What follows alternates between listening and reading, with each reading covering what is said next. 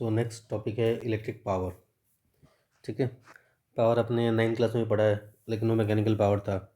मतलब वहाँ mechanical power था, अभी ये इलेक्ट्रिक पावर है। पावर का मतलब वही होगा दोनों जगह। ओके, पावर का सिंपल मतलब है electric power is the electrical work done per unit time. Means power is equal to, power का मैथमेटिकल डेफिनेशन है work done per unit time. Means work done को टाइम से डिवाइड कर दोगे तो क्या आ जाएगा, पावर। तो क्योंकि टाइम से डिवाइड कर रहे हैं इसलिए इसको हम रेट ऑफ डूइंग वर्क भी कह सकते हैं। The rate of doing work is called power, या work done per unit time is called power. ठीक है, तो आइदर वे में आप इसको डिफाइन कर सकते हो, the rate of doing work is called power, या फिर it is the electrical work पर यूनिट टाइम, जो मैथमेटिकली ये है। अब यहाँ पे ऑब्वियसली पी का मतलब पावर है और यहाँ पे इलेक्ट्रिकल पावर है। डब्ल्यू का मतलब वर्क डन है एंड टी का मतलब टाइम है।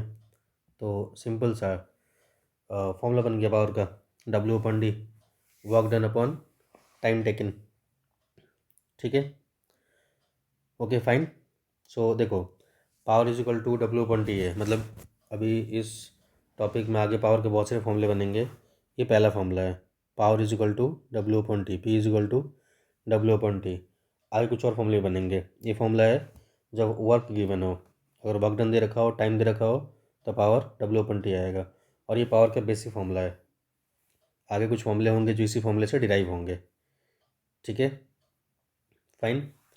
सो नेक्स्ट है unit of power. Unit of power का मतलब पावर को मेजर कैसे किस में करते हैं। जैसे आपने देखा करंट को एम्पियर में मेजर करते हो, पोटेंशियल डिफरेंस को वोल्ट्स में, रेजिस्टेंस को ओम्स में। वैसे ही पावर का यूनिट क्या होना चाहिए। देखो, power is equal to W upon T है, तो अगर वर्क डन लिखें तो क्या होगा, 1 जूल। 1 यूनिट वर्क डन क्या होगा, 1 जूल।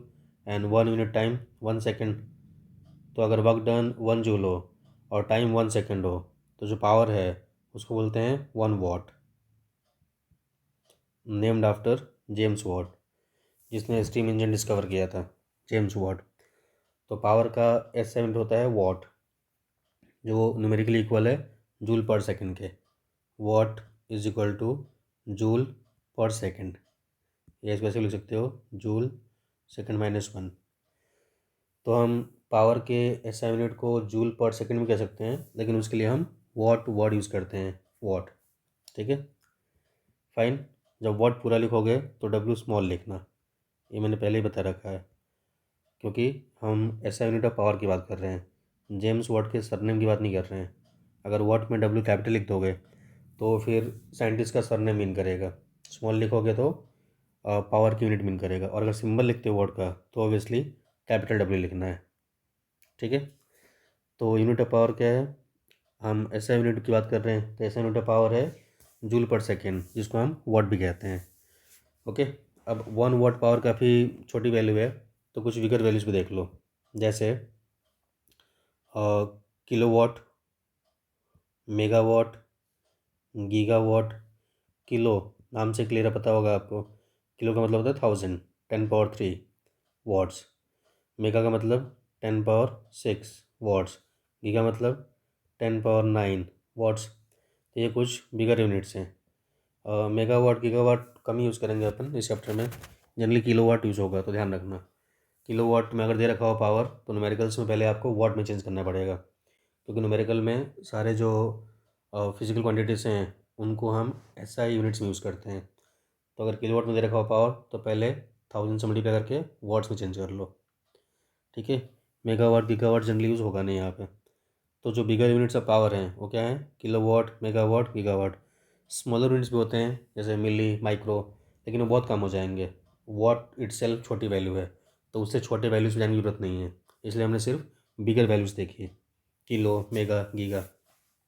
ठीक है, ओके। तो ये कुछ यूनिट्स हैं। अब इसमें एक और यूनिट है जो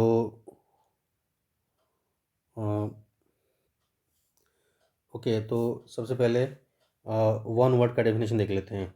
जैसे 1 एम्पियर, 1 वोल्ट, 1 ओम्स का देखा था, वैसे ही 1 वाट का। तो पावर 1 वाट कब होगा? जब टाइम वर्क 1 जूल होगा और टाइम 1 सेकेंड होगा। तो सिंपल डेफिनेशन है, the power of 1 watt is a rate of working of 1 joule per second. या अगर सिंपल लैंग्वेज में बोलना चाहो, so when a work of 1 joule is done in 1 second, the power is said to be 1 watt. ठीक है, या ऐसे बोल सकते हो, if the rate of doing work, if the rate of doing work is 1 joule/second, then the power is said to be 1 watt. Simple definition. Fine. अब कुछ दूसरे फॉर्मूले देखो जो जिससे हम पावर कैलकुलेट करते हैं। ठीक है, पहला फॉर्मूला देख लिया आपने, main formula, universal formula, P is equal to W/T, power is equal to work done upon time taken. अब हम निकालते हैं दूसरे फॉर्मूला जो इससे ही डिराइव करेंगे हम। ठीक है,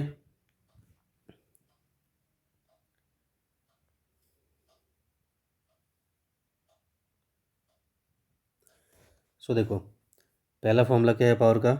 P is equal to W/T। This is formula number 1। Okay, अब यहाँ से अगर दूसरा फॉर्मूला निकालें, ये अपना फॉर्मूला नंबर 1 है, main formula, P is equal to W/T। अब यहाँ से अपन दूसरा फॉर्मूला निकालते हैं। अगर आपको याद हो चैप्टर का पहला फॉर्मूला वोल्टेज के लिए, V इज इक्वल टू क्या था? W/Q। ओके, तो यहाँ से W का फॉर्मूला क्या बनेगा? V/Q। फाइन।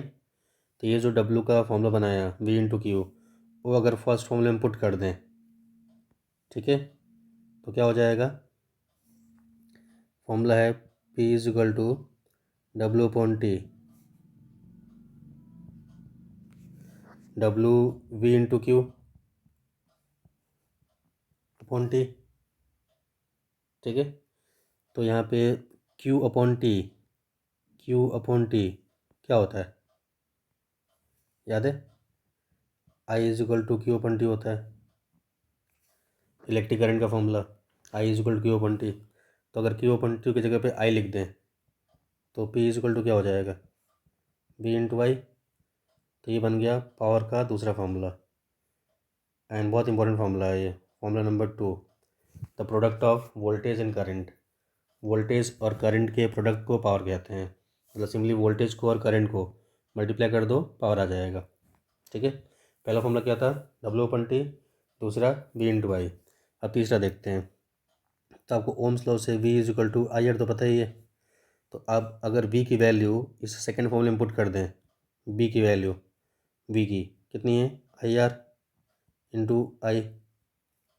तो क्या बन गया फॉर्मूला? P का I²R। तो ये हो गया formula number 3। This is formula number 3, P is equal to I²R। पहला क्या था? P is equal to W/T। दूसरा क्या निकला? P is equal to simply V/I। और तीसरा P is equal to I²R। अब अगर सपोज ये जो P is equal to V/I था सेकेंड फॉर्मूला पावर के लिए, यहाँ पे ये वाला ओम्स लॉ जो है V is equal to IR, अगर यहाँ से मैं I की वैल्यू निकाल के, जो कि V/R होगी, ठीक है, ये पुट कर दूँ P is equal to V/I में, तो क्या बन जाएगा? V as it is, I की जगह पे V/R। तो P का फॉर्मूला क्या बन गया? V²/R। तो ये है फॉर्मूला नंबर 4 पावर का। ठीक है, तो कितने निकले फॉर्मूला हमने? Main formula P is equal to W/T, second formula P is equal to V/I, third formula P is equal to I²R, and fourth formula P is equal to V²/R। ये 4 फार्मूले हैं, depending upon the given data ये use करते हैं हम। जैसे numerical में अगर वर्क और टाइम दे रखा हो तो W/T यूज़ कर लो, वोल्टेज और करंट दे रखा हो तो V/I यूज़ कर लो, वोल्टेज और रेजिस्टेंस दे रखा हो तो V²/R यूज़ कर लो, करंट और रेजिस्टेंस दे रखा हो तो I²R यूज़ कर लो। ये सारे फॉर्मूले पावर के हैं। और वैसे हम अगर कोई एक ही फॉर्मूला यूज़ करना चाहें, सपोज हम V/I ही यूज़ करना चाहें हर बार, तो भी कर सकते हैं। फॉर्मूला है V/I, तो कुछ भी दे रखा हो उनकी हेल्प से आप V और I तो निकाल ही सकते हो। तो V और I निकाल के और वही फॉर्मूला यूज़ करो, P is equal to V/I, जो आपको यूज़ करना हो। या अगर अलग अलग डेटा के हिसाब से अलग अलग फॉर्मूला चाहिए तो बता दिया मैंने वो। ठीक है, तो कितने फॉर्मूले? W/T पहला, V/I दूसरा, I²R तीसरा, और V² चौथा। ये 4 फॉर्मूले हैं पावर के। ओके, एक मेन है और बाकी जो 3 हैं वो हमने उसी में से डिराइव किया है। ठीक है, इज इट फाइन? ओके, तो ये आगे सारे इसमें।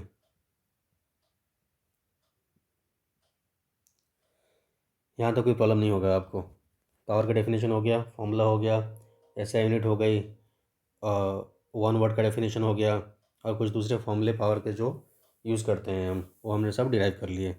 डेरिवेशन इंपॉर्टेंट नहीं है, आपको फॉर्मूला याद रखना है एट द एंड, जिससे न्यूमेरिकल सॉल्व कर पाओ आप। ओके, नेक्स्ट है power voltage rating of electrical appliances. आपको ये टेबल दिख रहा होगा, इसमें कुछ नॉर्मल मतलब बेसिक इलेक्ट्रिकल अप्लायंस जो हम घर में यूज़ करते हैं, tubelight, bulb, radio, TV, fan, उनके बारे में पावर वोल्टेज रेटिंग दे रखा है। अब देखो, सब में आपको वोल्टेज सेम दिख रहा होगा, 220 वोल्ट, क्योंकि मैंने पहले भी कहा कि हमने जो कनेक्शन ले रखा है इलेक्ट्रिसिटी का, वहाँ से जो हमें वोल्टेज मिलता है वो 220 से 230 के बीच मिलता है, 220 मान के चलो। तो सारे अप्लायंसेज जो होते हैं डोमेस्टिक वाले, वो ऐसे डिज़ाइंड हैं कि 220 वोल्ट पे काम करते हैं। तो सबका वोल्टेज नीड 220 वोल्ट ही है, और सबको वोल्टेज मिलता भी कितना है, 220 वोल्ट। क्यों? क्योंकि हमने पैरेलल वायरिंग कर रखी है, और पैरेलल वायरिंग में सबका वोल्टेज सेम रहता है। ठीक है, तो यहाँ पे आप, अब देखो सबका वोल्टेज सेम है, तो ऑब्वियसली डिपेंड करेगा करंट पे कि उनका पावर कितना होगा। P = V × I होता है ना, तो वोल्टेज और करंट को मल्टीप्लाई करेंगे तो पावर आएगा। तो सबका वोल्टेज सेम होने की वजह से सबका पावर क्या होगा, ये किस पे डिपेंड करेगा, करंट पे। जैसे ट्यूबलाइट का करंट है 0.18 एम्पियर, देखो कितना कम है, 0.18, बस 0.18, 0.2 से भी कम है।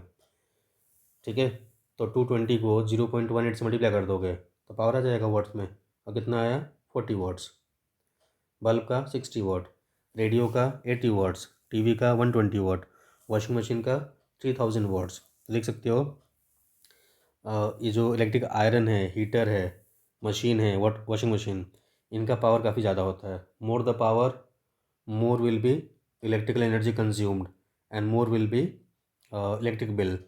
तो जो इलेक्ट्रिक बिल हम पे करते हैं वो आगे हम करेंगे न्यूमेरिकल्स उस पर, वो डिपेंड करता है इलेक्ट्रिकल एनर्जी कंज्यूम्ड पे, और इलेक्ट्रिकल एनर्जी कंज्यूम्ड डिपेंड करेगा पावर पे। तो जितना पावरफुल डिवाइस यूज़ करेंगे हम, अप्लायंस, उतना ज़्यादा बिल आएगा, उतना ज़्यादा खर्च होगा इलेक्ट्रिसिटी बिल के फॉर्म में।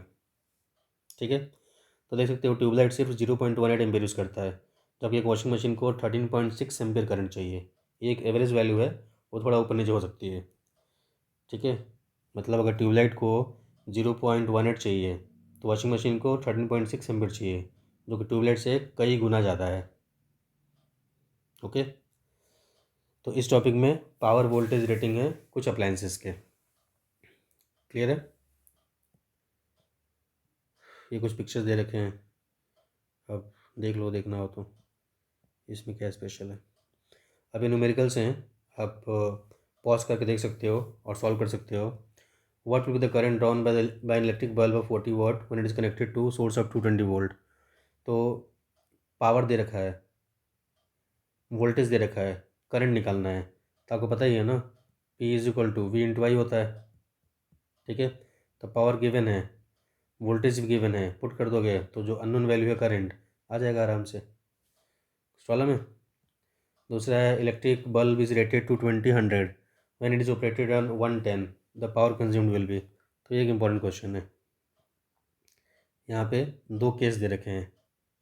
ठीक है, पहला दे रखा है वोल्टेज 220 और पावर 100 वाट, फिर दूसरे में दे रखा है कि अगर वोल्टेज 110 हो जाएगा तो पावर कितना होगा, और 4 ऑप्शन दे रखे हो। मतलब MCQs के फॉर्म में हो चाहे सब्जेक्टिव के फॉर्म में हो, कैलकुलेट तो करना ही पड़ेगा ना।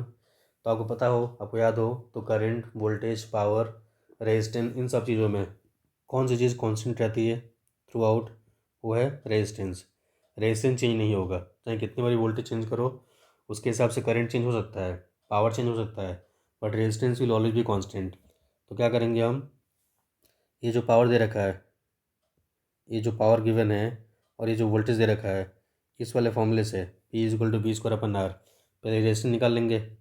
अब क्योंकि रेजिस्टेंस जो है ये अनचेंज रहेगा, तो नेक्स्ट केस में वापस रेजिस्टेंस वही यूज़ कर लो, नया वोल्टेज दे रखा है और पूछा है कि पावर कितना होगा।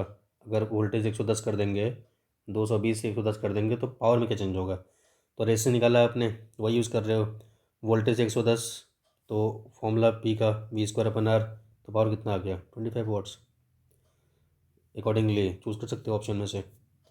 सो द पॉइंट इज़ कि क्या कांस्टेंट रहेगा, रेजिस्टेंस। तो जब भी ऐसे क्वेश्चन हो, केसेस दे रखे हो, तो रेजिस्टेंस फाइंड कर लो, वही रेजिस्टेंस नेक्स्ट केस में यूज़ कर लो, और जो अननोन वैल्यू है वो आ जाएगा। ठीक है। Which of the following does not represent electrical power in a circuit. तो I²R फॉर्मूला है, VI फॉर्मूला है, V²/R फॉर्मूला है, कौन सा नहीं है, ये नहीं है। IR² कोई फॉर्मूला नहीं है पावर का। ठीक है, ओके। इलेक्ट्रिकल एनर्जी बाद में पढ़ेंगे, अलग से पढ़ेंगे। तो ये पावर था यहाँ तक, ये पावर के बारे में सब कुछ है। तो यहाँ तक कुछ प्रॉब्लम हो तो बोल सकते हो। फाइन।